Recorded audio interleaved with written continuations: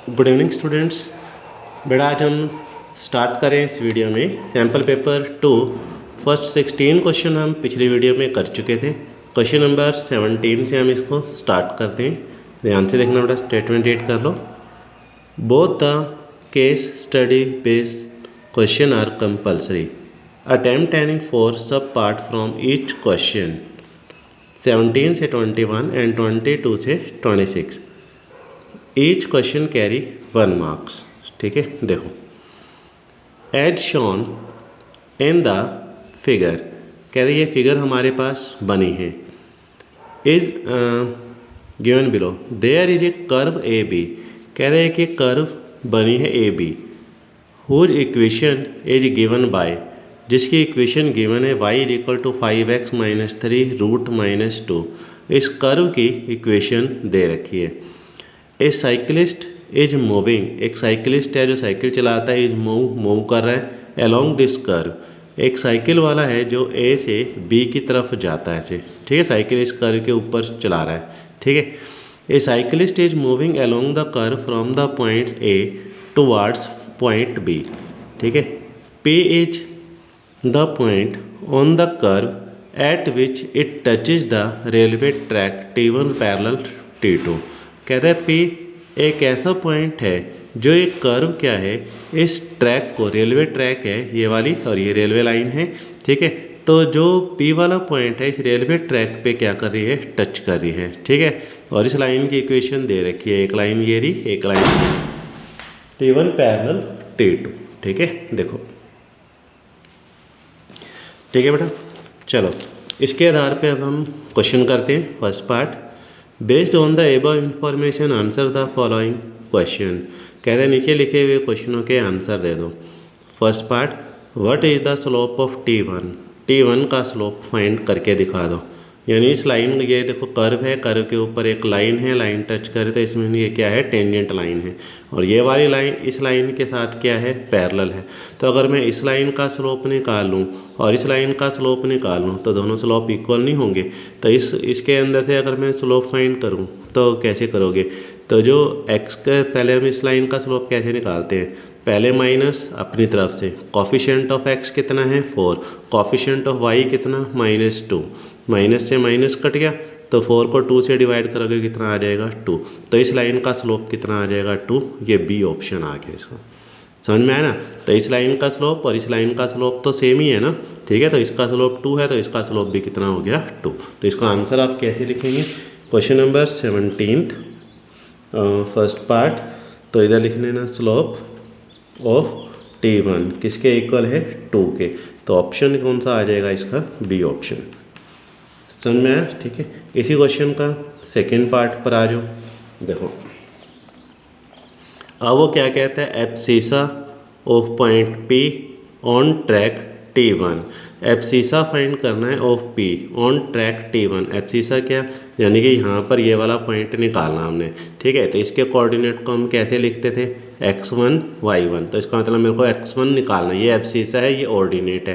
Abscissa कहेगा तो x1 निकालना है, ऑर्डिनेट कहेगा तो y1। तो इसमें से हमने x1 फाइंड करके दिखाना है। ठीक है, तो कर्व की इक्वेशन क्या दे रखी है, देखो y is equal to 5x minus 3 root minus 2। तो यहीं से क्वेश्चन हमारा स्टार्ट होगा। देखो तो इक्वेशन ऑफ कर्व, कर्व की equation y is equal 5x minus 3 root और साथ में यहाँ पे -2। डेरिवेटिव तो हर क्वेश्चन में करते हैं, तो dy बाई dx। तो पावर आगे एक पावर कम कर दो, 5x माइनस 3 माइनस 1/2। 5x का कितना आ जाएगा 5 और 3 का डेरिवेटिव 0, तो 2 का तो डेरिवेटिव 0 है ही। ठीक है ना, तो स्लोप कैसे निकालोगे, स्लोप पहले 1/2 x की जगह x1 पुट कर दो। तो यहाँ पे 5x1 माइनस 3 ऊपर ये रूट और साथ में ये वाला 5 तो है ही हमारे पास। समझ में आया ना। ठीक है, अब नेक्स्ट, अब देखो हमने इस कर्व का डेरिवेटिव कर दिया और इस लाइन का स्लोप आ गया। अब इस लाइन का स्लोप और इस लाइन का स्लोप तो सेम ही है ना।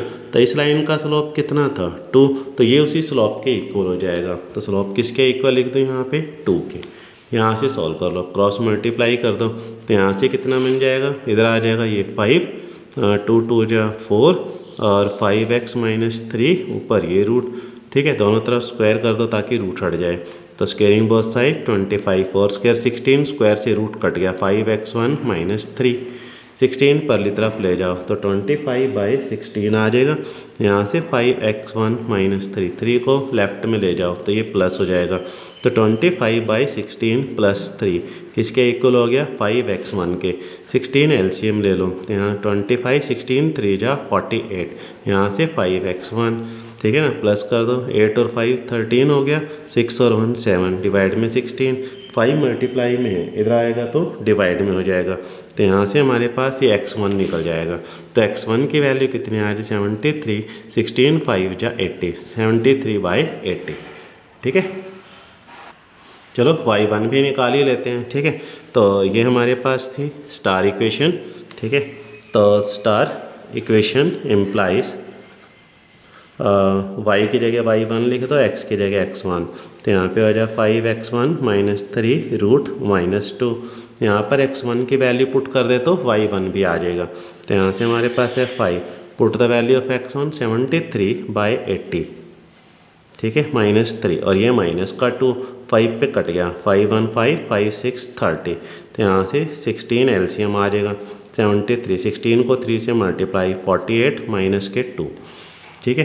तो यहाँ से माइनस कर दो, 13 में से 8 गया 5, 6 में से 4 गया 2, डिवाइड में 16, ऊपर रूट माइनस 2, 25 का 5, 16 का 4 और ये 2, 4 एलसीएम ले लो तो 5 4 2 जा 8 कितना आ जाएगा -3/4।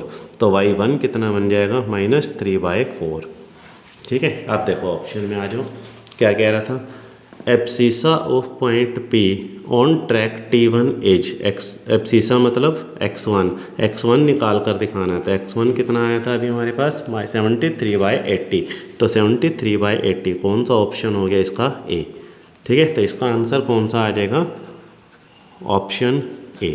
थर्ड वाले पार्ट में आ जाओ। थर्ड पार्ट क्या कहता है, देखो, ordinate of point P on track T2। Ordinate का मतलब क्या कह रहे हैं कि वो y1 निकाल के दिखा दो। तो y1 अभी हमने निकाल लिया -3/4, तो -3/4 देखो कौन सा ऑप्शन आ रहा है, D। तो D हमारा ऑप्शन आ जाएगा कितना -3/4। समझ में आया बेटा। तो ये हमारे पास ये x1 आ गया, ये y1 आ गया, ठीक है ना। तो और ये D ऑप्शन। नेक्स्ट आ जाओ, अब वो क्या कहते हैं, क्या कह रहे हैं, देखो ध्यान से, equation of track T1 is given bye, कहते हैं ये T1 वाला जो ट्रैक है, कहते हैं उसकी इक्वेशन बना कर दिखा दो। इसकी इक्वेशन बनानी है तो क्या formula, y - y1 slope x - x1, ठीक है। देखो ये हमारे पास x1 y1 आया था, ठीक है, और ये स्लोप आया था, कहता है टेंजेंट लाइन की इक्वेशन बनाकर दिखा दो। तो फार्मूला क्या था, y - y1, यहाँ लिख लो स्लोप, इधर ये x1 - x1, तो y - y1 -3/4, तो ये प्लस हो जाएगा x - x1 73/80, और स्लोप कितना आ गया हमारे पास 2, ठीक है। तो इस इक्वेशन को आप पहले थोड़ा सा ठीक कर लो। तो यहाँ से हमारे पास 4 एलसीएम आ रहे हैं, तो यहाँ पे 4y + 3 हो जाएगा, ठीक है। यहाँ से 2, इधर से 80 एलसीएम ले लो, तो यहाँ पर हो जाए 80x - 73, 2 पे कट गया, देखो 2 4 8 0, ठीक है। 4 पे भी कट हो रहा है, देखो 4 1 4 0, तो यहाँ पे क्या रहेगा 10, 10 इस तरफ आएगा तो मल्टीप्लाई, तो ये 40y हो जाएगा, 10 3 30, इधर से हमारे पास 80x - 73, सारी टर्म्स एक तरफ कर लो, तो यहाँ पर आ जाएगा 0, इधर से 80x हो गया, 40y इधर आएगा तो माइनस के, 30 इधर आएंगे तो माइनस के, तो ये 3 7 और 3 कितना हो जाएगा 10, तो -103।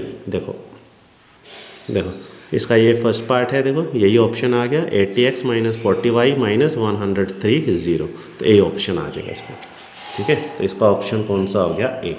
फिफ्थ पार्ट पर आ जाओ, लास्ट पार्ट क्या कहता है, देखो, what special name is given to track T1 with respect to curve y, कहता है कि what special name is given to track T1, कहता है जो T1 वाला जो ट्रैक है, कहता है इसको आप क्या कहेंगे, tangent line to the curve, तो इसको हम क्या आ जाएगा, A option tangent line. Fifth का ए पार्ट आएगा, टेंजेंट लाइन कहेंगे इसे, ठीक है। नेक्स्ट क्वेश्चन पर आ जाओ, क्वेश्चन नंबर 18, ये प्रोबेबिलिटी का क्वेश्चन है। इसके अंदर देखो question number 18, following is a circuit diagram, एक सर्किट डायग्राम है showing an electronic assembly consist of two subsystem for से ए एंड बी। ठीक है, दो सब सिस्टम दिए हुए हैं इलेक्ट्रिसिटी के, ये सब सिस्टम ए है, ये सब सिस्टम बी है। यहाँ से वायर जा रही है, एक वायर इधर जा रही है, इधर यहाँ के इधर, और ऐसे यहाँ से ये, ठीक है, ये वायरिंग वगैरह जा रही है। सब सिस्टम ए है, सब सिस्टम बी। ठीक है, फ्रॉम प्रीवियस टेस्टिंग प्रोसीजर, पिछले टेस्ट हमने किया, प्रोसेस किया, the following probability are assumed to be known. Probability of A fail, कहता है ए वाला सिस्टम फेल हो जाता है, उसकी प्रोबेबिलिटी 0.2 है। Probability of B fail alone, कहता है बी वाली जो फेल हो जाता है सिस्टम, ये सिस्टम फेल हो जाता है, सिर्फ बी एलोन वर्ड लिखा है, ध्यान से देखना, 0.15। A and B fail 0.15। ये प्रोबेबिलिटी की मिसलेनियस एक्सरसाइज में एंड में ये क्वेश्चन है, आप उसके अंदर देख सकते हो, प्रोबेबिलिटी की मिसलेनियस में ये स्टेटमेंट है। ठीक है, based on the above information answer the following question. चलो पहले मैं ये लिख लेता हूँ, फिर आगे स्टेटमेंट पढ़ते हैं। ठीक है, देखो तब इसने क्या लिखा है कि ए वाला सिस्टम फेल हो जाता है, उसकी प्रोबेबिलिटी कितनी है 0.2। तो मैं इसको ऐसे लिख लेता हूँ, ए फेल हो जाता है, तो ए के ऊपर बार लगा दिया, तो इसकी प्रोबेबिलिटी कितनी लिख दी हमने 0.2। अब यहाँ पर ये क्या कहते हैं, बी फेल एलोन, तो इसका मतलब क्या है कि बी फेल एलोन, सिर्फ बी वाला फेल होता है और कोई सा नहीं होता। ठीक है, तो इसकी प्रोबेबिलिटी 0.15 है। और यहाँ पर क्या है, A and B both fail, A भी फेल हो जाता है, बी भी फेल हो जाता है, यानी कि ए के ऊपर बार लगा लेते हैं, एंड का मतलब इंटरसेक्शन होता है, बी भी फेल हो जाता है 0.15, एंड का मीनिंग इंटरसेक्शन होता है। तो इसका मतलब क्या आता है, सिर्फ बी फेल है बस। ठीक है, तो इसको हम कैसे लिखेंगे, सिर्फ बी फेल है तो बी के ऊपर बार लगा दो, माइनस इन दोनों के ऊपर का इंटरसेक्शन माइनस कर दो। सिर्फ बी वाला फेल है ना, तो बी वाले को पहले लिख दो माइनस, और इसमें से इंटरसेक्शन माइनस कर दो, 0.15 आ जाएगा। तो यहाँ से हमारे पास है बी के ऊपर फेल और माइनस ये हमारे पास गिवन है 0.15, 0.15 ये इस तरफ आएगा तो प्लस हो जाएगा, तो बी बार किसके इक्वल 15 और 15 30 हो जाएगा।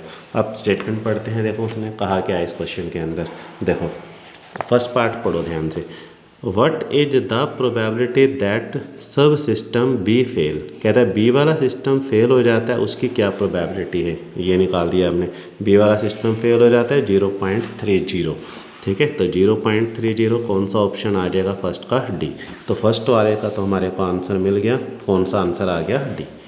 ठीक है, क्लियर बेटा। चलो इसी का सेकेंड पार्ट पढ़ते हैं, क्या कहते हैं, देखो What is the conditional probability that A fail given that B has fail।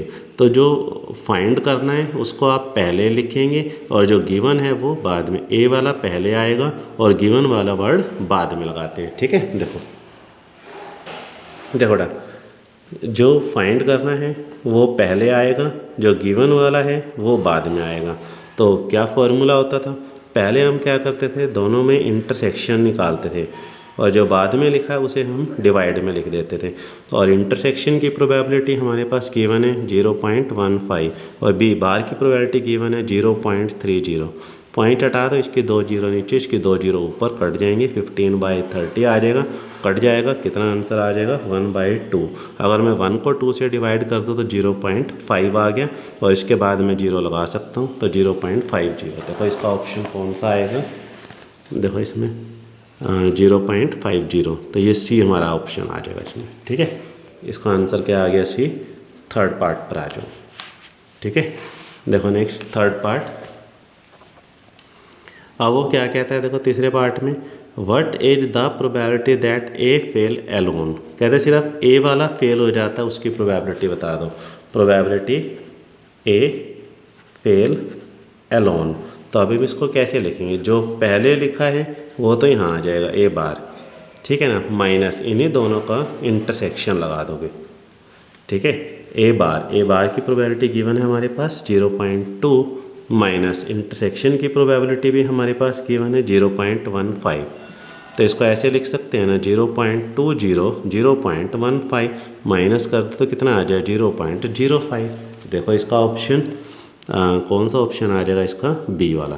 ठीक है, बी ऑप्शन इस क्वेश्चन का आंसर होगा।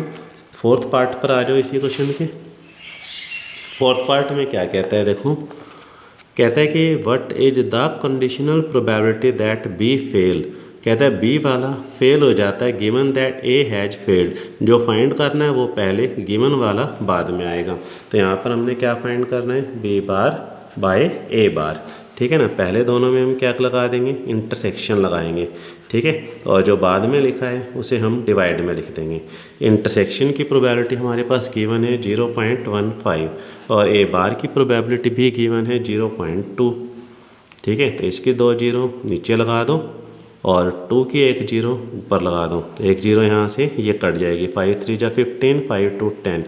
तो यहाँ पे आ जाएगा 3/4। 3 को 4 से डिवाइड कर दो, 4 7 28, 4 5 20, तो 0.75 ये आंसर आ जाएगा। इसका कौन सा ऑप्शन हो जाएगा, बी। तो ये बी हमारे पास इस क्वेश्चन का आंसर आ जाएगा, ठीक है। तो चलो लास्ट पार्ट करने की ज़रूरत नहीं है, तो 4 पार्ट करने थे, 4 पार्ट हमारे हो चुके, ठीक है। चलो नेक्स्ट क्वेश्चन पर आ जाओ। क्वेश्चन नंबर 19 करते हैं। देखो, right tangent inverse 1 minus cos x 1 plus cos x पूरे की पावर 1/2 इन सिंपलेस्ट फॉर्म में इसको चेंज कर दो और एक्स क्या है 0 और पाई के बीच में लाई करता है। देखो question number 19, tangent inverse 1 minus cos x divide by 1 plus cos x और यहाँ लिखा है पावर 1/2। तो कहते हैं इसको सिंपलेस्ट फॉर्म में चेंज कर दो। तो आपको याद होगा मैंने करवाया था आपको, tangent inverse 1 minus cos x का फॉर्मूला होता है 2 साइन स्क्वायर x/2 और 1 प्लस कोस का फॉर्मूला होता है 2 कॉस स्क्वायर x/2 पूरे के ऊपर रूट 2 से 2 कट गया। तो यहाँ से आ जाए tangent inverse sine by cos क्या बन जाएगा, tangent square x/2 root square से रूट कट गया और टेन इनवर्स से टेन कट के कितना आ जाएगा x/2। ये हमारा आंसर आ गया। क्वेश्चन इज कंप्लीट, ठीक है। नेक्स्ट क्वेश्चन पर आ जाओ। देखो बेटा क्वेश्चन नंबर 20 ये कर लेना आप बेटा, बिल्कुल सिंपल क्वेश्चन है। For what value of x and why the matrices, 2 matrices दिए हुए हैं, कहते हैं इनको सॉल्व करना है। एक्स और वाई की वैल्यू निकालने इक्वल, कहते दोनों मैट्रिक्स इक्वल हैं, एक्स और वाई की वैल्यू निकाल दो। कैसे निकालोगे, फर्स्ट टर्म फर्स्ट के इक्वल, सेकंड टर्म सेकंड के, 0 0 के इक्वल और ये -6 के। सॉल्व कर लो आपका आंसर आ जाएगा। और इसके अंदर क्या कहता है कि ए गिवन है बी गिवन है, फाइंड द वैल्यू ऑफ के की वैल्यू फाइंड करनी है अगर ए स्क्वायर किसके इक्वल है 8a प्लस के आई के, ठीक है। तो ये भी अपने आप करना है, ये क्वेश्चन भी अपने आप करना है, ठीक है। क्वेश्चन नंबर 21 करते हैं। देखो बेटा क्वेश्चन नंबर 21, इवेल्युएट, कहते हैं इसका इंटीग्रेशन कर दो dx upon x square minus x plus 1 dx, कहते हैं इसका इंटीग्रेशन करके दिखा दो। Question number 21, I is equal integration 1 by x square minus x plus 1 dx, इसका इंटीग्रेशन करते हैं। कैसे, नीचे क्वाड्रेटिक इक्वेशन है, देखो ध्यान से। तो क्वाड्रेट 7.4 एक्सरसाइज के क्वेश्चन है ये वाला, ठीक है। नीचे क्वाड्रेटिक इक्वेशन होती थी। तो ये माइनस के 1x प्लस 1 कैसे करवाया था कि जो x के साथ जो लिखा है उसका हाफ कर दो, उसका स्क्वायर करो, प्लस करो और माइनस। x के साथ क्या है 1, तो 1 का हाफ कितना हो जाएगा 1/2, इसका स्क्वायर प्लस कर दो और इसी का स्क्वायर ही माइनस कर दो। Taking first 3 terms and last 2 term, ठीक है। तो यहाँ से हमारे पास बन गया 1 dx डिवाइड में A square plus B square minus 2ab, तो a minus B whole square हो जाएगा। इनको साइड पे सॉल्व कर लो। तो यहाँ से 1 माइनस 1/4, 4 एलसीएम 4 में से 1 गया 3, तो यहाँ पर आ जाएगा 3/4। तो इसको हम ऐसे भी लिख सकते हैं कि 1 dx divide by x minus 1/2 ऊपर स्क्वायर, इसको ऐसे लिख सकते हैं √3/2 होल स्क्वायर। अब ये हमारे पास फार्मूला बन गया। ये फार्मूला तो सभी को आता होगा, x square plus a square dx 1/a tangent inverse x/a, ठीक है। ये फार्मूला तो सभी को आता है। तो 1/a, a की वैल्यू ये वाली हो जाएगी √3/2। यहाँ से टेंजेंट इनवर्स इस x को इस a से डिवाइड कर दो, तो x माइनस 1/2 डिवाइड बाई √3/2।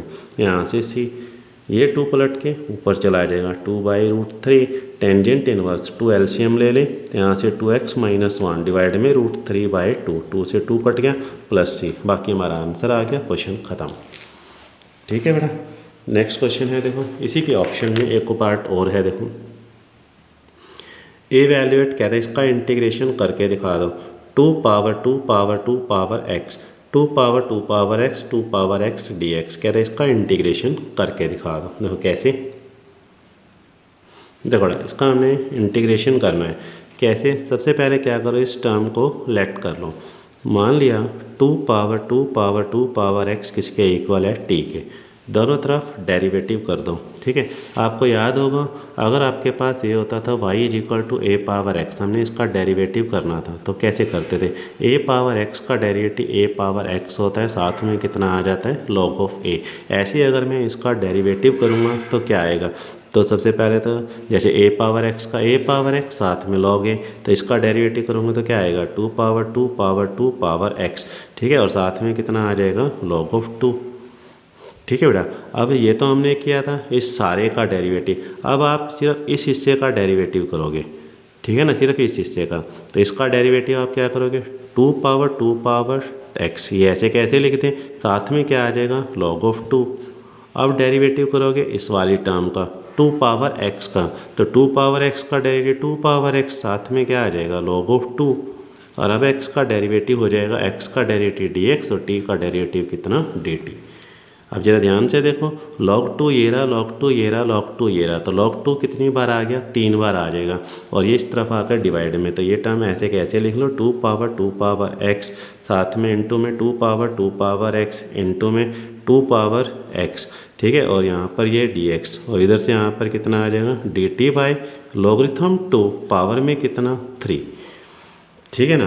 तो अब यहाँ से ज़रा ध्यान से देख लें कि अब इस वाली टर्म को हमने क्या लेट किया था? टी लेट किया था। इस वाले को हमने टी लेट किया था। ठीक है ना। अब यहाँ पर हमारे पास ये क्या बन गया? 2 पावर 2x, 2 पावर x और ये 2 पावर x dx। तो ये सारा का सारा क्या बन गया? dt by logarithm 3। ठीक है ना, dt बाई लॉगरिथम 3। देखो क्या आ जाएगा? इंटीग्रेशन ये सारी की सारी टर्म किसके इक्वल बन जाएगी? dt बाई लॉगरिथम 2 पावर में 3। अब इसको क्वेश्चन को सॉल्व करना है।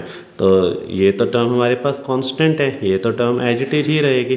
तो इसका 1 का इंटीग्रेशन क्या आ जाएगा? 1t। जिसके साथ t लिखा हुआ नहीं है उसके साथ t लगा दो, साथ में प्लस c। अब t की वैल्यू वापस यहाँ पर पुट कर दो, तो ये लॉगरिथम 2 पावर में 3 इंटू में t की वैल्यू कौन सी है? ये वाली 2 पावर x और साथ में प्लस c। ये क्वेश्चन हमारा कंप्लीट हो गया। ठीक है बेटा, चलो नेक्स्ट क्वेश्चन पर आते हैं। क्वेश्चन नंबर 22 क्वेश्चन क्या कहते हैं? Find out the area of the region bounded by the ellipse in the first quadrant. कह रहे इससे आपने एक एलिप्स बनाना है और फर्स्ट क्वाड्रेंट में एरिया फाइंड करके दिखा दो। देखो एलिप्स की इक्वेशन है x² by 4 y² by 9 is equal to 1। कह रहे इससे एक एलिप्स बनाओ और उस एलिप्स का एरिया निकाल कर दिखा दो।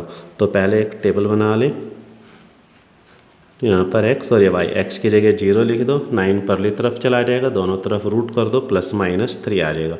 y की जगह 0 लिख दो, 4 ऊपर चला जाएगा, दोनों तरफ रूट करोगे तो प्लस माइनस 2 आ जाएगा।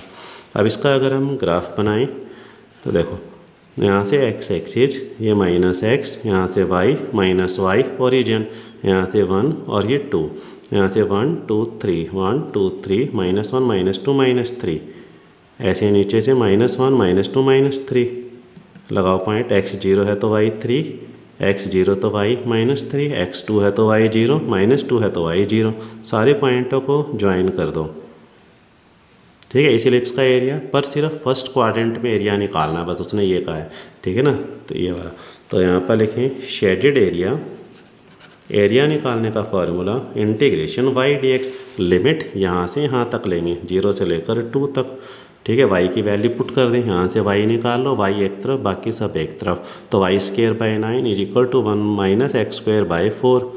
तो y² बाई 9 4 एल्शियम ले लें तो 4 माइनस x², 9 ऊपर ले जाओ तो ये 9/4, इधर से 4 माइनस x², दोनों तरफ रूट कर दो, तो रूट करोगे तो 3/2 4 माइनस x²।